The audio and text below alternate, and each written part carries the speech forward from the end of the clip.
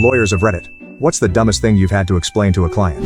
1. In my state we have this thing called victims' compensation. An oversimplification of how it works goes as follows.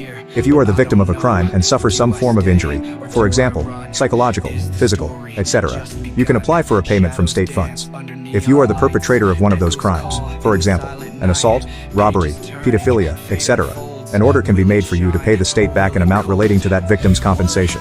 I had a client who felt the process of being convicted for assaulting his relatives, and having to pay victims' compensation back to the state was arduous, and in return, he should be receiving victims' compensation from the state. So, that was fun to explain. 2. I once had to explain to a client that he could, in fact, fire an employee for 1. Stealing significant sums of money from the safe, 2.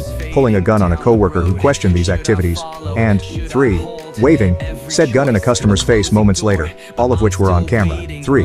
I once had to explain what a maiden name was. They had no idea. Similarly, with